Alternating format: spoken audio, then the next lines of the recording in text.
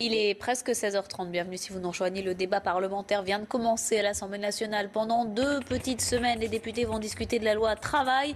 Et la tâche s'annonce difficile pour le gouvernement. 5000 amendements à examiner, une majorité très dure à convaincre. Les jeunes lâchent François Hollande. D'après un sondage Ipsos, le chef de l'État n'arrive qu'en 4e position des intentions de vote des moins de 25 ans pour l'élection présidentielle. Et ce sont ces mauvais résultats économiques qui sont pointés du doigt. Des falsifications possibles, c'est ce qu'évoque Areva pour expliquer les anomalies qui ont été détectées dans le suivi des fabrications des équipements au sein de son usine du Creusot en Saône-et-Loire. Et c'est là notamment qu'a été fabriquée la cuve de l'EPR de Flamanville. Condamné en 2005 pour viol sur mineur, un curé démissionne de sa charge en Haute-Garonne. Le père Spina a été relevé de ses fonctions. C'est une maladie chronique qui touche 10% des enfants. L'asthme est 3 fois sur 4 d'origine allergique. Reportage à suivre. La loi travail concentre tous les mécontentements de droite et de gauche et le texte est arrivé à l'Assemblée nationale devant les députés. Le débat, le combat plutôt parlementaire a commencé il y a quelques minutes et il s'annonce rude. Christian Paul fait partie des frondeurs qui ne comptent pas pour le moment voter ce texte. Je ne décrète pas que le débat parlementaire va échouer. Nous allons exercer une formidable pression dès le début de ce texte pour en expurger les points qui sont des affaiblissements des droits des salariés. Si nous parvenons, encore une fois, à convaincre, à entraîner une majorité de parlementaires socialistes sur cette direction, il n'y a pas besoin de 49.3. Je me réjouis que le Premier ministre ait enfin compris qu'il avait évoqué trop précocement l'article 49.3. Le 49.3, c'est un échec collectif, c'est quand tout le reste a échoué. Donc moi, je ne fais pas l'impasse sur le débat parlementaire.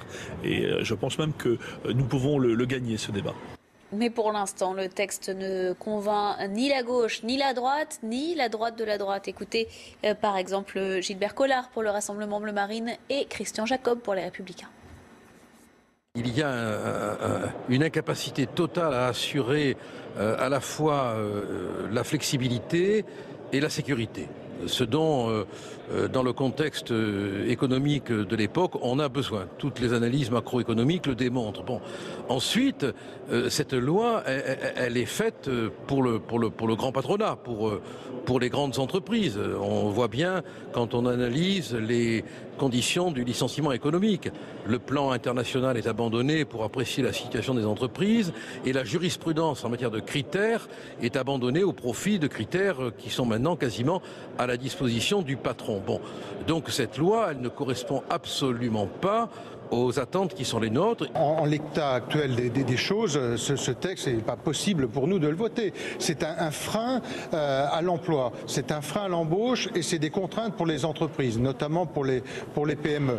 Donc, on peut toujours espérer que les choses bougent dans le débat parlementaire. Malheureusement, ce qui s'est passé, c'est-à-dire les différentes reculades, d'abord en Conseil des ministres, puis en commission, nous laisse mal imaginer que nos amendements puissent passer. Mais en tout cas, nous allons les défendre. S'il y a 49.3, nous déposerons une motion de censure et nous la déposerons sur l'ensemble de la politique gouvernementale. Et les manifestations de contestation sont nombreuses dans la rue. Aujourd'hui encore, plusieurs rassemblements à Paris ou encore en province. Les jeunes, vous le voyez ce matin aux abords de l'Assemblée nationale. Autre rassemblement sur l'esplanade des Invalides, à quelques centaines de mètres seulement du Palais Bourbon, à l'appel des syndicats qui sont toujours mobilisés contre le texte. Myriam Zéhar est sur place. Seulement quelques centaines de personnes, petite mobilisation donc, mais des opposants à la loi travail très déterminés. Ils sont venus ici une nouvelle fois réaffirmer leur désapprobation face à ce texte et surtout, ils sont venus interpeller les députés, peser sur les débats. Cela fait déjà 2 mois qu'ils contestent ce texte loi travail. Ils le savent, c'est la dernière ligne droite. Alors parmi les manifestants, les têtes de file de la mobilisation, l'UNEF, la CGT, FO, FSU, Solidaire, ils se succèdent depuis tout à l'heure à la tribune mobile qui a été mise en place. Ils égrènent leurs revendications et ils demandent encore et toujours le retrait pur et simple du texte qu'ils estiment trop favorable aux employeurs et facteur de précarité pour les jeunes. Ce qu'ils redoutent également, c'est bien sûr que cette loi soit adoptée, mais aussi que le recours au 49.3 soit acté, que le gouvernement décide de passer en force. Alors pour le moment, cette manifestation, ce rassemblement se déroule dans un calme relatif. Les policiers se tiennent dans les rues adjacentes, sans doute prêts à intervenir si des débordements se déclaraient. Et dans les rangs des manifestants, certains responsables syndicaux, notamment Jean-Claude Mailly, secrétaire général de Force ouvrière, qui dénonce un recours possible du gouvernement à l'article 49.3. Je trouve ça cocasse, sur une loi qui est présentée comme une loi de progrès social, de devoir recourir au 49.3. Qu'il soit logique, là encore, et cohérent. Ils veulent imposer aux syndicats le référendum. S'ils font du 49.3, ça veut dire qu'ils n'ont pas de majorité. S'ils n'ont pas de majorité, ils arrêtent les travaux et ils font un référendum auprès des Français et on verra le résultat. C'est une rupture. Moi, j'utilise le terme à dessein. Si ça passe, c'est une rupture historique. Donc c'est pour ça qu'on continue à demander le retrait. D'autres mobilisations en province, en région, par exemple à Bordeaux. Regardez ces images d'un défilé de quelques dizaines de personnes sous le soleil avec toujours le même mot d'ordre et la même revendication, le retrait du texte travail. Même chose à Rennes ce matin où là, des jeunes occupent depuis plusieurs jours une salle, des jeunes que la police s'apprête à déloger. Mickaël Chailloux est sur place. Ils sont une centaine à occuper cette salle de la cité de Rennes depuis dimanche, depuis la fin de la manifestation du 1er mai. Mais ce matin, les forces de l'ordre se sont placées autour de cette maison du peuple. On a cru un instant à une évacuation rapide, mais ce n'est pas le cas. Jusque-là, tout le monde est en place. Les manifestants contre cette loi travail, qu'ils soient étudiants ou représentants de syndicats de salariés, sont montés sur le toit. Les forces de l'ordre sont disposées à proximité dans les rues adjacentes, mais pour l'heure aucune expulsion. Ce que les manifestants souhaitent ici, c'est que ce lieu, la maison du peuple, retrouve ses origines et qu'elle devienne le symbole de cette lutte contre la loi travail. 13 jeunes, en majorité mineurs, déférés ce matin. Ils sont accusés d'avoir saccagé et d'avoir mis le feu au lycée Saint-Exupéry à Levallois-Perret en région parisienne. C'était au début du mois d'avril. 2 d'entre eux, pour le moment, ont été mis en examen. Les autres sont toujours devant le juge. La jeunesse qui lâche de plus en plus François Hollande. Après un sondage Ipsos, le chef de l'État n'arrive qu'en 4e position des intentions de vote chez les moins de 25 ans pour le prochain scrutin présidentiel. Son bilan, son absence de résultats économiques sont pointés du doigt par les jeunes. Vous le voyez, ils ne sont que 13 à 15% à avoir l'intention de voter pour lui au premier tour.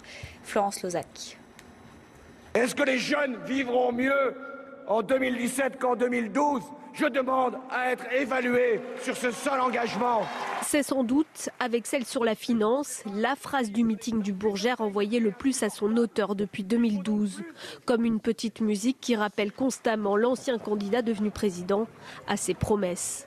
Mais à en croire un nouveau sondage IFOP, la jeunesse n'a pas attendu 2017 pour tourner la page Hollande. Il y a une vraie rupture, il y a une vraie déception. Quelle que soit la configuration, vous le disiez, François Hollande est éliminé au premier tour. Ce qui est en rupture avec ce que l'on mesure auprès de l'ensemble des Français, c'est que François Hollande est en plus devancé par Jean-Luc Mélenchon, quelle que soit l'hypothèse, de 3 à 4 points. François Hollande, entre 13 et 15%, devancé par Jean-Luc Mélenchon, qui obtiendrait, lui, 16 à 19%. Le président sortant, pour lequel la jeunesse s'était mobilisée en 2012, paie une absence de résultats économiques et une déception des jeunes face à une politique qui n'a pas su les rassurer. Les jeunes, comme l'ensemble des Français, sont touchés par la crise, ils sont très inquiets sur les thématiques économiques et sociales. Et ces jeunes mettent très fortement Marine Le Pen en tête. 15% d'entre eux seulement estiment que le président a tenu ses promesses de campagne de 2012. Autre enseignement de ce sondage, Marine Le Pen et Emmanuel Macron apparaissent comme les 2 personnalités politiques qui inciteraient le plus les jeunes à se rendre aux urnes le 23 avril 2017. Face à la polémique sur le salaire de Carlos Ghosn, Emmanuel Macron appelle Renault à ses responsabilités. Sinon, le ministre de l'économie menace de légiférer. La rémunération du PDG du constructeur automobile en 2015 a été augmentée de 167% pour passer de 2,67 à 7,22 millions d'euros. Voilà qui a largement soulevé la polémique. Les actionnaires dont l'État s'y sont opposés en vain. Le conseil d'administration est passé outre. Écoutez Emmanuel Macron. Aujourd'hui, je vous le dis très clairement, suite à ce vote de l'Assemblée générale de Renault, il y a un dysfonctionnement en matière de gouvernance. Et donc ce que nous demandons très clairement, c'est d'une part que M. Ghosn prenne ses responsabilités dès à présent pour que sur sa rémunération de 2016, les conséquences soient tirées de ce vote. C'est que le conseil d'administration de Renault se réunisse à nouveau pour tirer les conséquences de ce vote de l'Assemblée générale. Parce que ce ne sont pas des paroles, monsieur le député. Parce que lors du dernier conseil, seuls les représentants des salariés et l'État se sont prononcés contre. Nous devons en tirer toutes les conséquences dans les prochaines semaines, sans quoi nous serions conduits, en effet, à légiférer. Les ennuis continuent pour Areva, des anomalies constatées dans le suivi des fabrications d'équipements au sein de l'usine du Creusot en Saône-et-Loire. Et c'est là précisément que la cuve du réacteur EPR de Flamanville a été fabriquée. Le géant du nucléaire français évoque des falsifications possibles. Alvina de Guiteau. L'EPR de Flamanville a longtemps été présenté comme le fleuron de l'industrie nucléaire française, un futur réacteur 3e génération capable d'allier puissance et haute sécurité. Mais depuis le début de sa construction en 2007, ce colosse d'Areva enchaîne les anomalies, notamment dans la cuve. Le démarrage prévu pour 2012 a encore été repoussé à 2018. Encore plus grave, ce matin, le journal Les Échos dévoile comment des documents sur la fabrication des pièces auraient été falsifiés. En clair, elles n'étaient pas de si bonne qualité que la norme indiquait. Les soupçons portent sur l'usine du Creusot où est fabriquée la cuve. Des audits démontrent des incohérences dans plus de 400 dossiers. Autrement dit, le site de Flamanville ne serait pas le seul à détenir des pièces défaillantes. Depuis des années, au Creusot, il y a des pièces qui sont défectueuses. Et malgré tout, ces pièces ont été envoyées vers des installations nucléaires. Donc vraiment, la situation aujourd'hui est extrêmement sérieuse. Et on espère évidemment que l'autorité de sûreté nucléaire va prendre toutes ses responsabilités et va exiger la fermeture, évidemment, au titre du principe de précaution, de toutes les installations qui aujourd'hui sont susceptibles de ne pas résister. Face à ces révélations, l'autorité de sûreté nucléaire donne 15 jours au groupe français pour évaluer l'impact de ces anomalies. Les clients d'Areva pourraient aussi être amenés à demander des comptes à leurs fournisseurs. Ce matin, le titre perdait plus de 6% à la Bourse de Paris. Un prêtre condamné pour viol démissionne. Le père Dominique Spina, en poste à Fronton, au nord de l'agglomération toulousaine, a été relevé de sa charge par l'archevêché de Toulouse.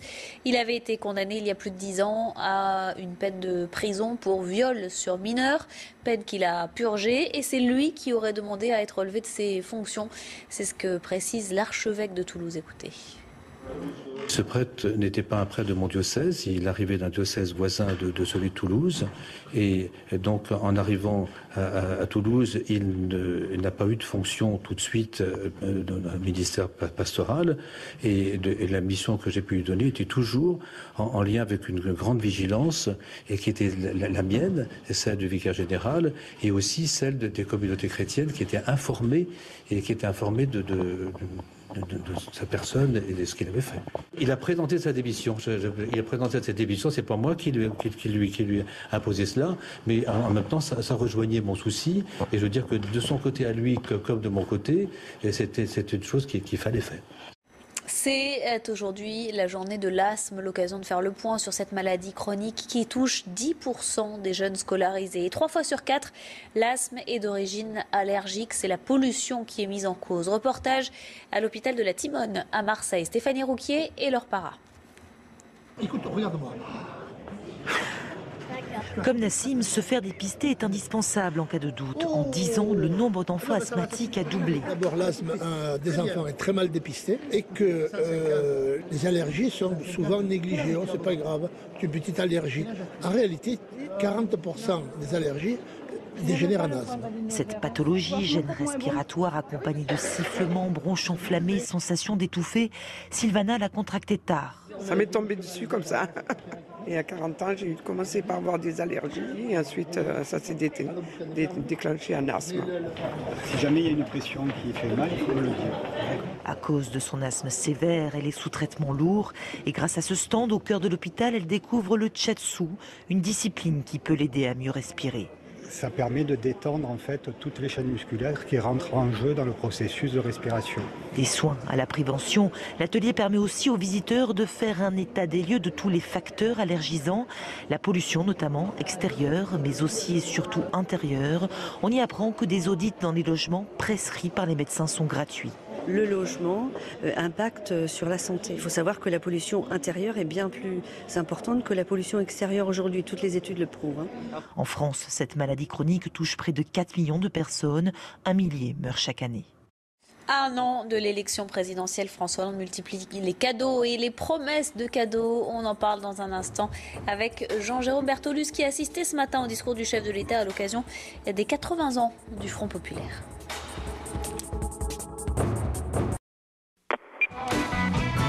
L'actualité économique, c'est tous les jours avec la chronique éco et le week-end avec l'hebdo de l'écho.